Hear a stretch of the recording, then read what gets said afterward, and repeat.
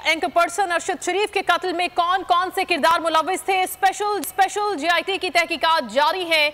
GIT कल रात Dubai रवाना होगी। दुबई में एक हफ्ता इंक्वायरी के बाद ये जीआईटी की टीम केनिया जाएगी। एहतशाम अली से मजीद तफसीलात हम जानेंगे। जी एहतशाम, क्या पेशरफ्त हो रही है?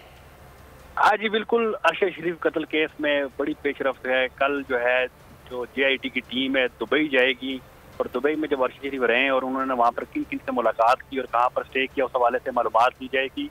उसके बाद टीम कीनिया जाएगी और कीनिया में जो वकार है और जो खुरम है उनसे इन्वेस्टिगेशन की जाएगी। लेकिन यहाँ पर बड़ी अहम बात यह है कि इस वज़ारत दाखिला की संजीदगी का हाल अब ये देख लें कि वज़ारत दाखिला ने फंड तक नहीं जारी किए और फंड रोक लिए और पुलिस ने जो अपनी स्टेशनरी और गाड़ियों की जो मेंटेनेंस है उनके पैसों से जीआईटी को फंड किया है और अब जीआईटी उस फंड से बाहर जाएगी और दोनों जो ममालिक में वहाँ पर जाके तहकीकात करेगी। जो लोग इस केस से मुंसलिक थे उनसे पूछताछ करेगी और उसके बाद रिपोर्ट तैयार करके वापस आकर सुप्रीम कोर्ट में जमा करवाएगी। जी ठीक है, लेकिन वफाकी हुकूमत फैसिलिटेट नहीं कर रही जीआईटी को। बहुत शुक्रिया एहतशाम अली, आप हमें अपडेट कर रहे थे।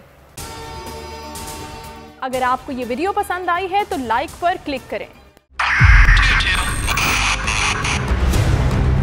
2022 बहुत सारे तोहफे भी देखे गया पाकिस्तान की आवाम को। पाकिस्तान की आवाम को एक तोहफा ये दिया कि आवाम को पता चल गया कि पाकिस्तान का मीडिया क्या है। साल 2022 में सबसे ज्यादा देखे जाने वाला चैनल बोल न्यूज रहा नंबर 1। हमने बहुत सारे शोज और ट्रांसमिशंस की। पूरा साल मुसलसल जदोजहद में निकल गया कि ये वोट ऑफ कॉन्फिडेंस के पीछे कौन लोग थे।